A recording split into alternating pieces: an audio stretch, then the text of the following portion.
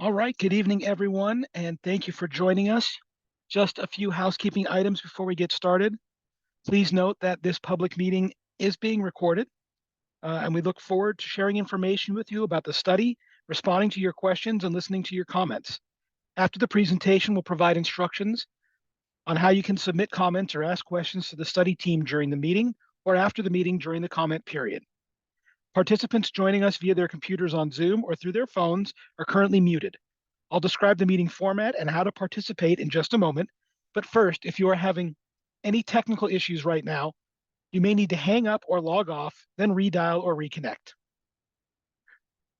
We're looking forward to your comments and questions. After the presentation, we'll describe and display instructions for asking a question or making a comment. Keep in mind that after this meeting, you can continue to ask questions or provide comments anytime by visiting the project website that is displayed on the screen. The format for tonight is a short presentation, then the remainder of the meeting will be open to the Q&A portion of the meeting. Please note this event is being recorded and will be posted on the website. This meeting is being translated simultaneously in Spanish. In order to access the Spanish language channel, click on the globe icon on the bottom of your screen.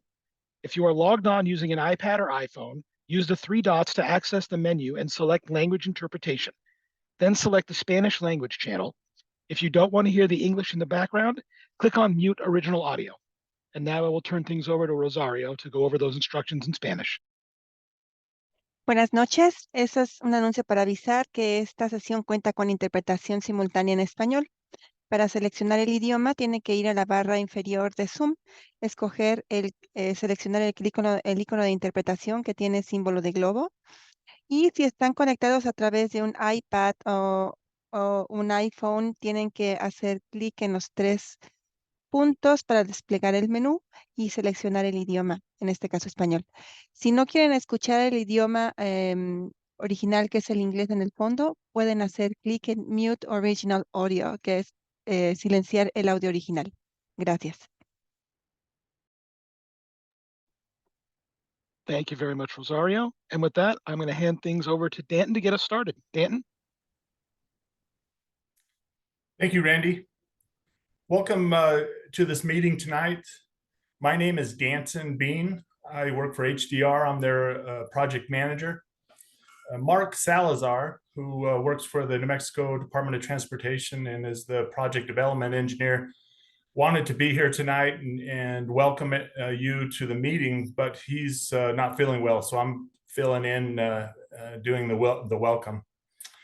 Our previous meeting focused on the proposed interchange alternatives and the selected alternative for the preliminary design for the Phase AB report. The project has now moved into Phase C, the environmental documentation, and Phase D, preliminary 30% design level.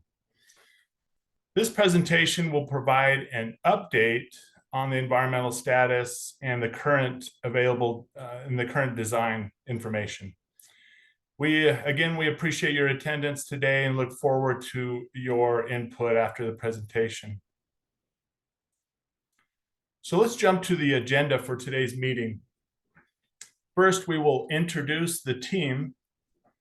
We'll review the purpose and needs identified in the study. We'll review items from the previous public meetings. We'll review the discussion and comments from our previous public meetings, and we'll present the design development. And then we'll get into what's next, what the next steps are for the project. And we'll close, as was discussed a minute ago, we'll close with discussion and questions. So this is the team. The project is made up of project team is made up of members from the New Mexico Department of Transportation working on behalf of FHWA. In addition, the HDR team. We're grateful for everybody's help and efforts, and some of the individuals listed here will speak in this meeting. Let me first start out by talking about the project location. We want to make sure everyone knows where the project is. It is located approximately 90 miles south of Albuquerque, or about 10 miles south of Socorro, and just outside of the community of San Antonio. The project area consists of the interchange of I-25 and US 380 and all of the ramps of that interchange. And for I-25, it's between mileposts 139 and 140, and then approximately a half a mile of US 380. Before I talk about the purpose of the project, I always think it's important to understand the needs of the project. And we'll get into detail about the needs in just a minute, but in general discussion, the needs are deficiencies in the geometry of the interchange, problematic features, and aged and dilapidated elements of the interchange.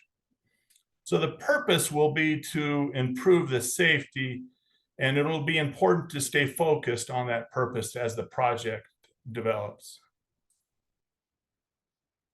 Okay, so let's review the needs that we've discussed in previous meetings. One of the most significant findings from the study, and one that we received many comments from the public, are the on-ramps. Both the northbound and southbound on-ramps have deficient acceleration lane lengths to safely merge onto I-25. Another safety element our team evaluated is the horizontal geometry of I-25 roadway system.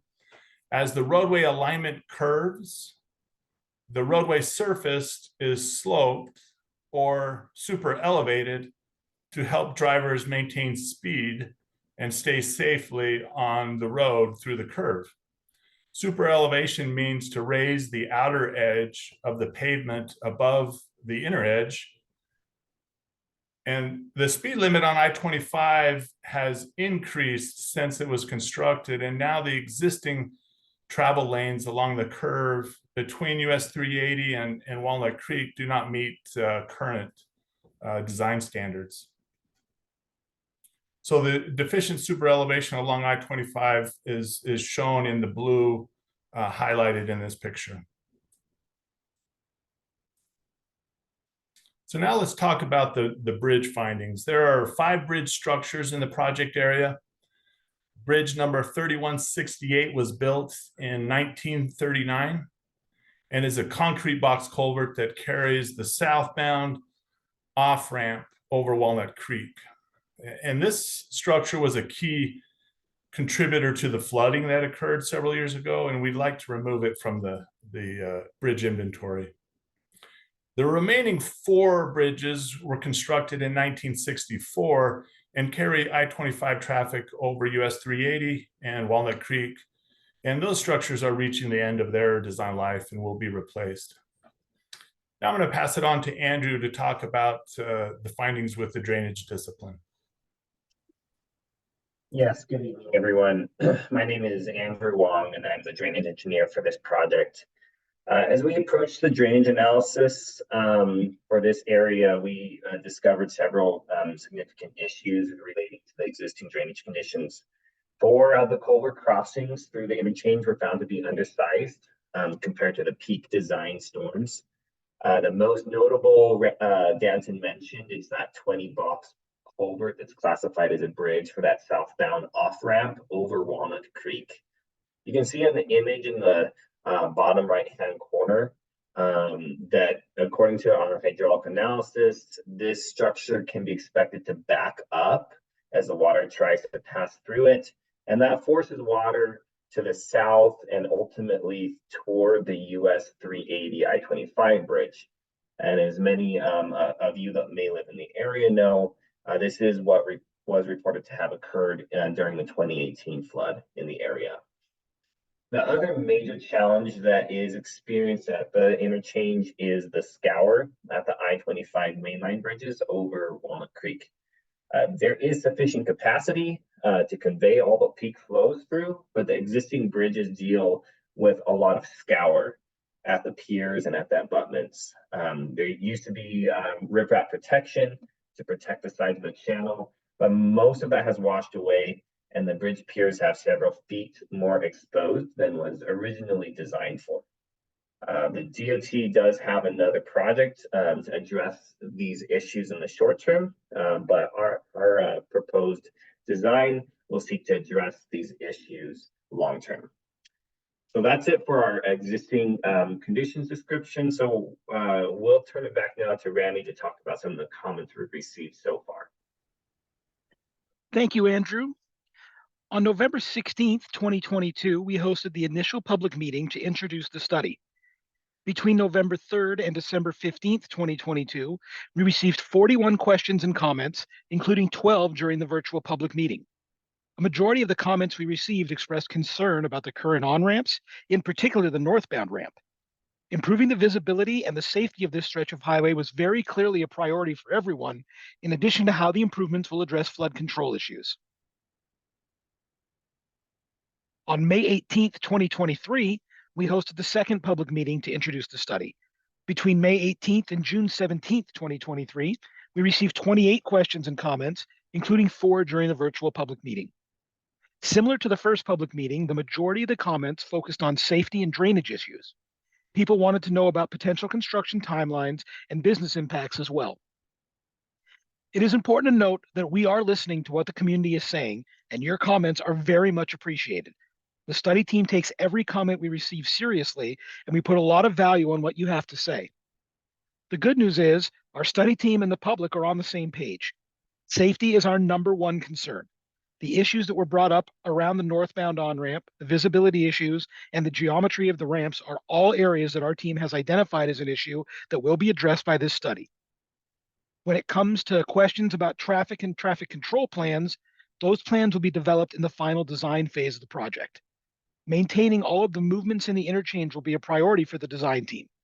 They will do all they can to limit closures and traffic restrictions, and the intention is to leave things open as much as possible to minimize the inconvenience to the traveling public. Danton? Thank you.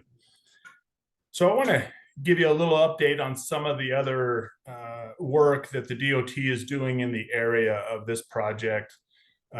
We've talked about them a little bit in past meetings.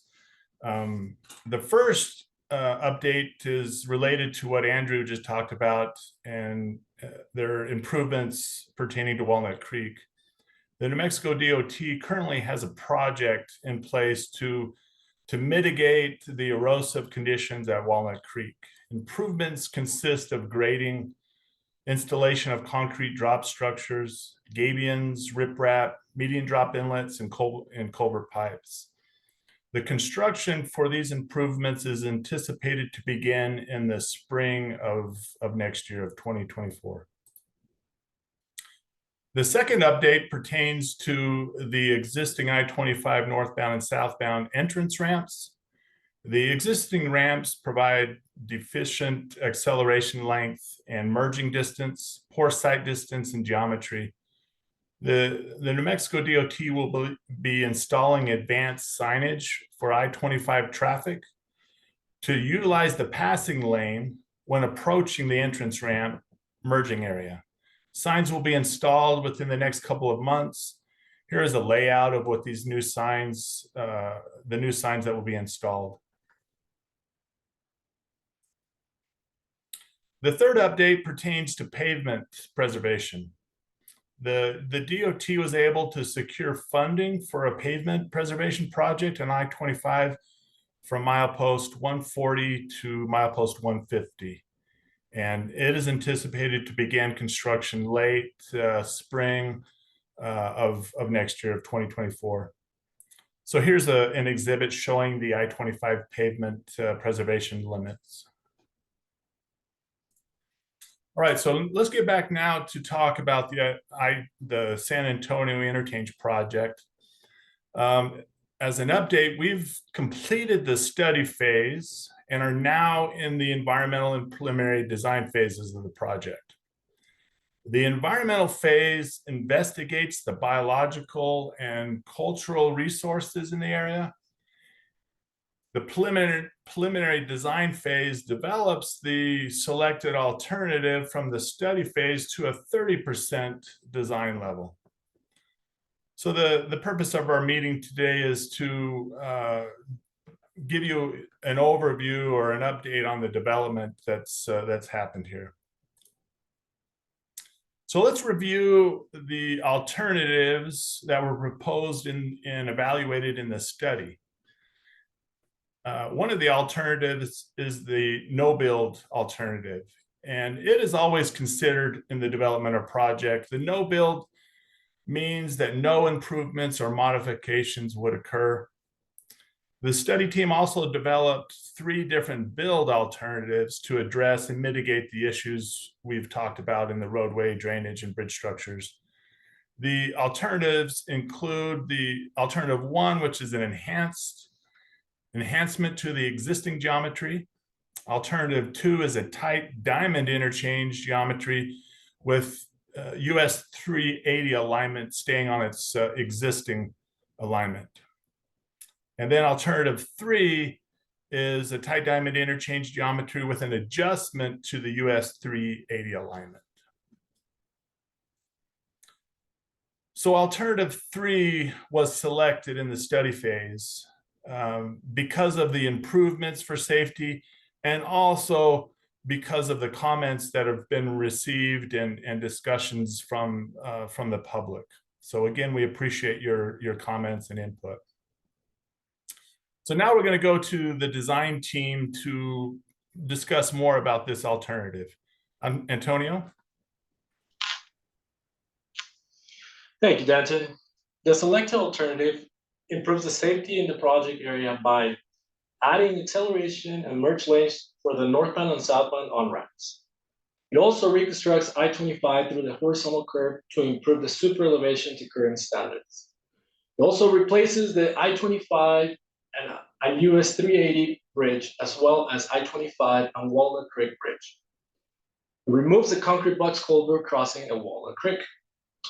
We're still developing the traffic control sequencing and layout, so we don't have the final plan ready for public review. However, we have heard your comments from previous meetings and are focused on maintaining all the movements in the interchange and minimizing interruptions to access. The good news is that our preliminary layouts and sequencing appear to reach that goal. Our future public meetings will present more information on the construction approaches and traffic impacts. Andrew will now discuss the improvements in the project within the drainage discipline. Yeah, so there are several priorities in mind for this interchange when we're looking at the proposed drainage infrastructure. The first priority is to just maintain the existing drainage patterns downstream. Part of the reason for analyzing the existing conditions is to make sure that the improvements will not change the overall drainage patterns. The design team has already performed much of this analysis, but we will continue to update it as the design progresses. The second priority is to make sure that the new interchange doesn't flood and will continue to be operational during the design storms. And finally, our goal is also to reduce the regular maintenance required due to scour and sedimentation and help extend the operational life of the interchange far into the future. For this project, we are recommending to upgrade any of the undersized culverts. There are also several that will be removed or modified because of the recommended roadway improvements, the way the interchange gets reconfigured. The recommended alternative also does include removing that 20-box culvert bridge that contributed to the 2018 flooding. And the most significant drainage recommendation is the new longer Walnut Creek Bridge. It will benefit the flow through the channel and help reduce the amount of scour occurring at the key structural elements. So this concludes the presentation of the recommendations for the proposed interchange. And now Danton's going to talk about what's next for the project. Thank you, Andrew.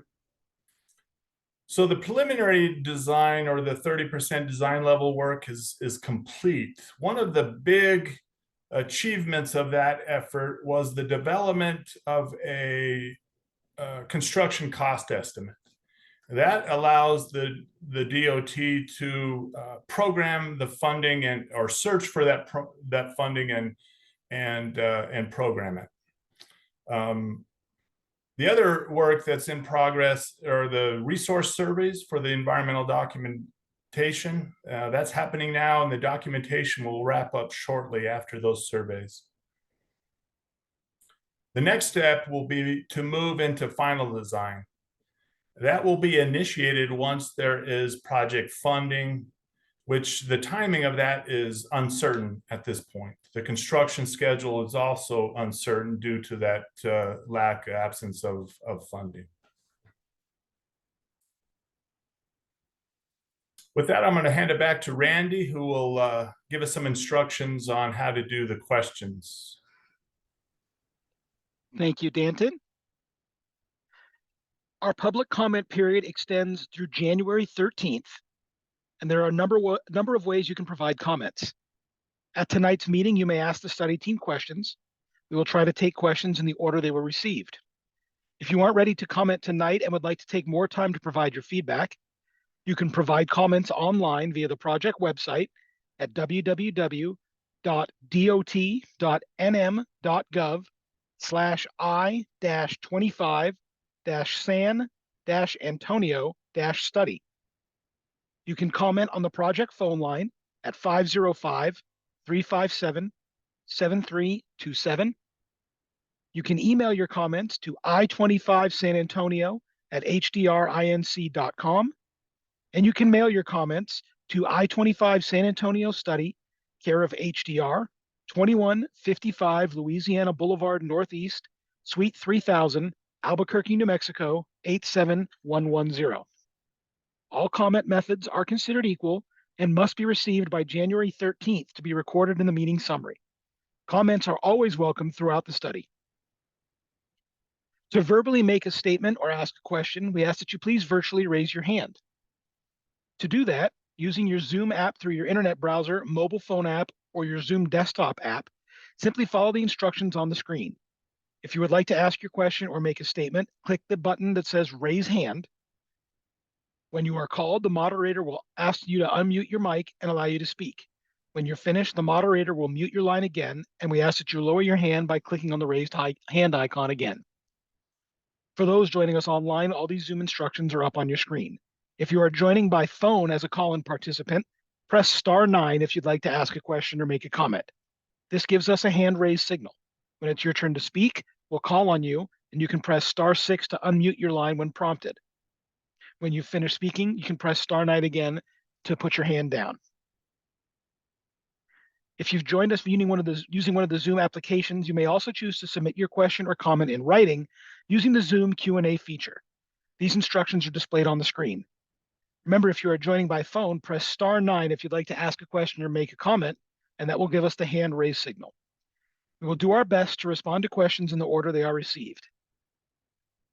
If there are still outstanding questions at the end of the meeting, we'll respond to written questions as part of the meeting summary and provide them to participants via email and post them on our project webpage.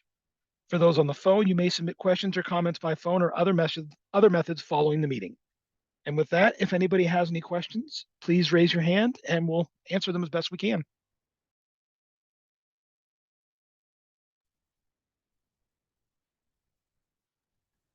All right, our first question is from guest number 14. I'm going to ask you to unmute your line. You can go ahead and unmute. All right, you are unmuted.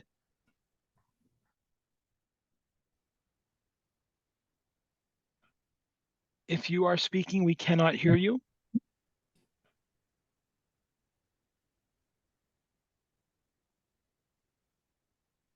All right, we'll come back to guest 14. We do have a question in the Q&A box, and that question is, what study has or will be included for animal movement across the interstate right-of-way as part of a migration corridor or other use?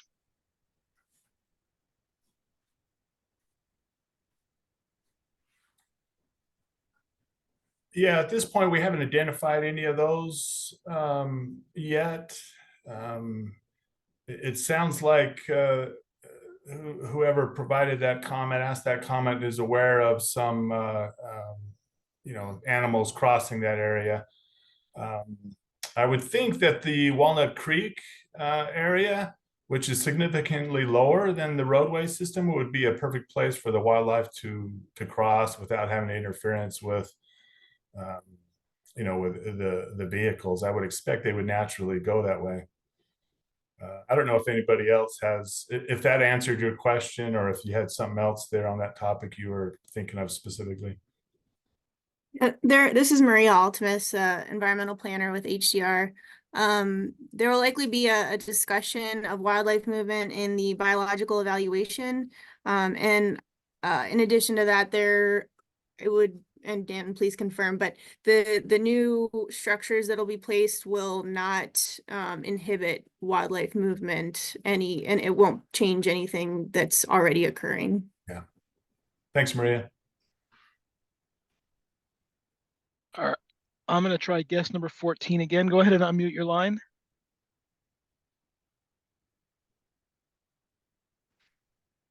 I'm wondering will you have stop signs or flashing lights when you enter the exit and the entry onto the major I-25? I can't tell from the diagram.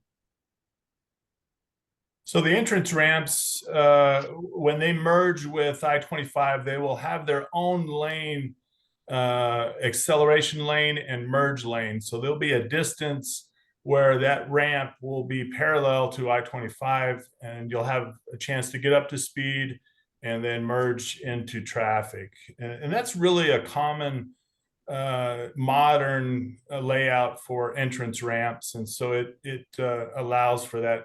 It'll significantly improve the safety of those entrance ramps.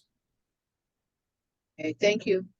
And Danson, if I may, guest 14, I think you were also asking about the intersections with 380. Those are going to be stop controlled at this point, right, Danson? Yeah, that's correct. So when the exit ramps from both northbound and southbound, when those exit ramps come down to US 380, those will be a stop condition with a stop sign for the ramps. Yes. And so you're actually going to be constructing two bridges. The old bridge over Walnut Creek will have a new bridge, and then further down you're going to have another bridge at the end where you enter and exit. Yeah, let's go. Underpass. Victoria or Randy, whoever has the slides, can you go to the alternative? So the bridges that will be replaced are the lighter shade. And so there's the Walnut Creek structures for both northbound and southbound. And then if you go further south, there's I-25 going over US 380.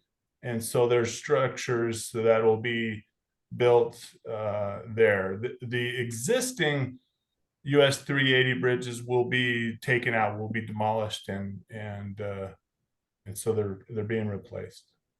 So it looks like a more gradual, less curvy entry and exit ramps into the major I-25 roadway. Yes, and so the loop for the southbound entrance ramp, that'll be going away, and so that's one of the problems. It has a low design speed, a low speed, and so it causes a problem entering the interstate. And so the ramps are more gradual, like you said, and will allow the vehicles to get up to speed and safely merge into traffic. Great questions. Guest 14, I saw you had another question in the Q&A. Did you want to ask that here, or do you want me to read it? I didn't read it. Okay, thank you very much for your questions. The question was, how long will this funding and construction process take? Good evening, this is Andreas, and then I'm the technical support engineer for NMDOT District 1. Looks like my camera will not turn off, but in regards to funding, we will use this study that we're currently completing to seek funding for construction. So the way this works, we currently do not have the funding secured or identified.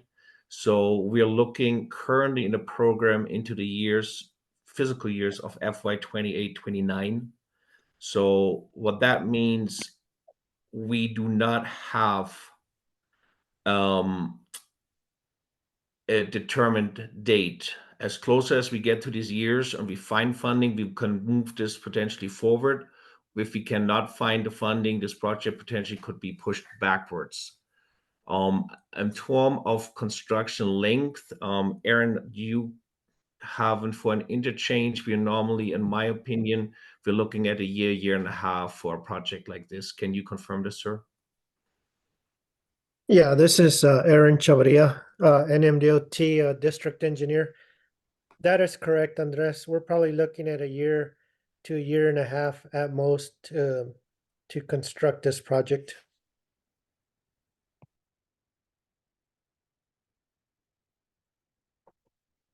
Thank you very much. Do we have any other questions at this time? Again, if you'd like to ask a question, go ahead and hit the raise hand icon on your phone. And if you were a call-in user, press *9 to raise your hand.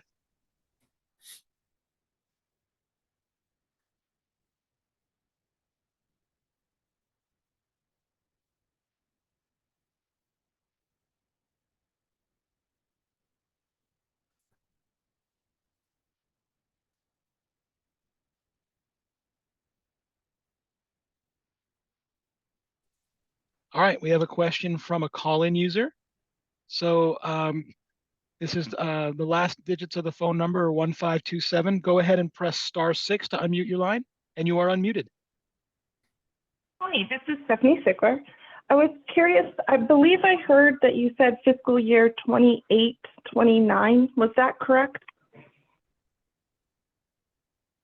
This is Andreas again. Yes, that is correct, because that is the earliest year where I do not have to guarantee the funding being in place to record it with the federal government. So that we call this a planning year. Okay. And then is there a way to know at what point would we know that this would be a priority project? For fiscal year 28. In form of identifying funding, there's the outreach through legislative. So if you follow every year the process through legislative and where our representatives identifying funding for these type of major infrastructure. So that is my suggestion. We are proposing these type of projects to our leadership in Santa Fe, and every year when they go through the budget, they decide where funding will go to. So always reaching out to your representatives and identifying to them the need to the community is always helpful. We would love to see money coming this way. I guess I would like to add that the design process would pick up again once that money is programmed, and additional public meetings will be held, and you'll be notified through this public outreach effort of the project picking up, developing again. And I'd like to add as well to that, we're also seeking to going after other grants that might help with funding, just to get this project going sooner, possibly. But at this point, like Andrea said, we're not sure yet. Thank you. I appreciate your time. Thank you very much for the question. We have another question in the Q&A box, and this question is this state and federal funding combined for infrastructure, and where will the alternative route be for local citizens during construction? I can go in form of the funding question. In a normal application, all our NMDOT major infrastructure projects are a combination of federal and state funds. They share anything depending on the type of funding source. Sometimes 85% of a project is paid through federal funds. The state fund is about 15%. There are these special grants out there where they go anywhere from 60% federal to 40% state. Obviously, that is a larger impact into our state and therefore a little bit harder to come by. But so it's always a combination. We rarely see an infrastructure project of this size that would be 100% state funded. And I mean, we talked a little bit about the detours during construction. I want to give it back to the design team on that one. Yeah, I'll talk about that a little bit. Thanks, Andres. That was definitely one of the comments we've received in previous public meetings, the importance of maintaining access in the project area during construction. And so our goal is to do that. We recognize the detours it can be substantial and significant if those access are not maintained. And so that may require some additional detour pavement, additional cost to the project to maintain that access during construction. And at this point, we've developed an approach, and we feel we're hopeful and confident that we can maintain all of those ramps, those movements at all times during the length of the project. There'll be more to come on that in the future as that plan is developed and we hold other public meetings. These have been great questions so far tonight. Thank you very much. Do we have, okay, we have another question. And it says, it's a comment. It says NMDOT project status can also be reviewed on the webpage at estip.dot.state.nm.us. Location, type of project, funding, and estimated year are all located easily.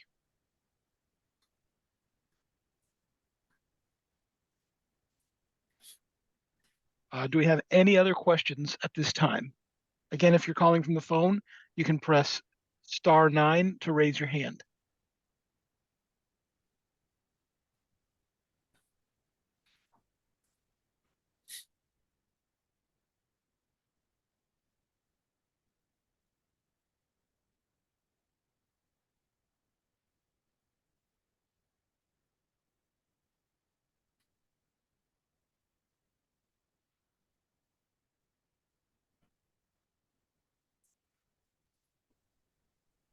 All right, we'll give it just a few more minutes if there's any outstanding questions. But again, you can always comment or provide your questions the following ways. You can go to the website, www.dot.gov/I-25-San Antonio-study.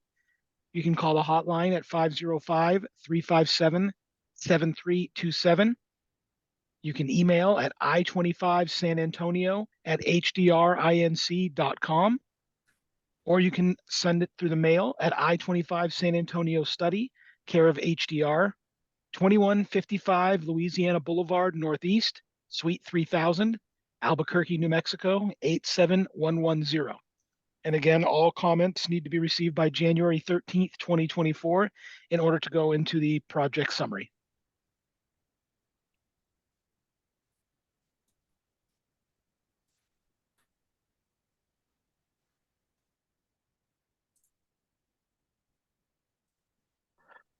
Also, just to note that this meeting is being recorded and it will be posted on the study website within the next week or so. Hopefully it won't take too long to post. So if you need to go back and take another look, or if you thought you might have missed something, it will be available on the study website. And again, that web address is available on the screen right now.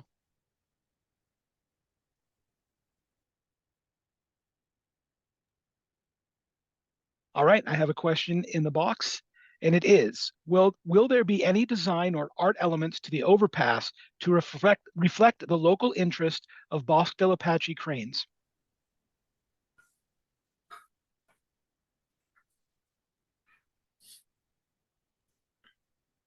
don't know if Aaron or Andres, if you guys want to help with that question. Yeah, I'll take a shot at it, Danton. Right now, it's a little too early to really give an answer on that one, but we do typically involve the local community if we do any type of aesthetics. But right now, it's just a little too early in the design of the project and during the study. But we usually do consider that if it comes up later on as part of design.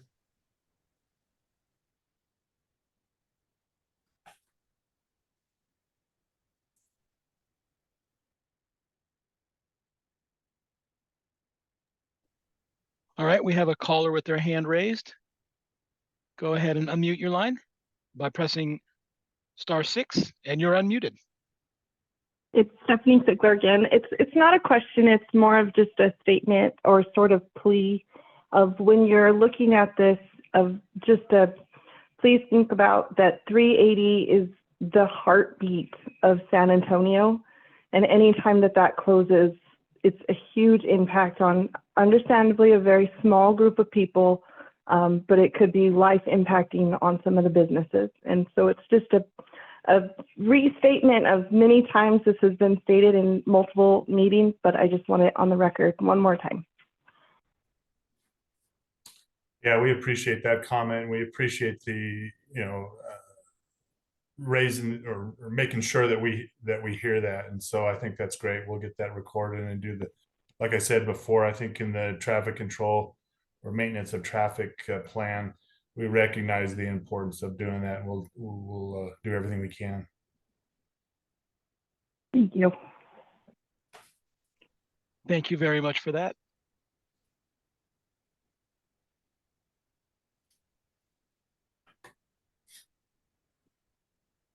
All right, we'll do a last call for questions. Again, you can type them into the Q&A box, or you can raise your hand and we will call on you.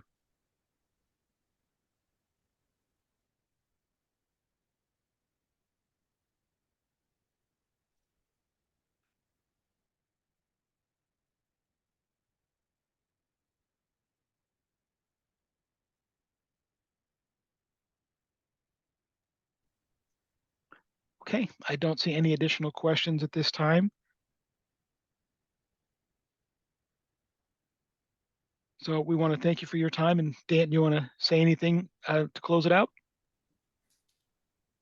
Thank you, everybody. We appreciate it. And we hope that funding will come into place and things will move forward in the future.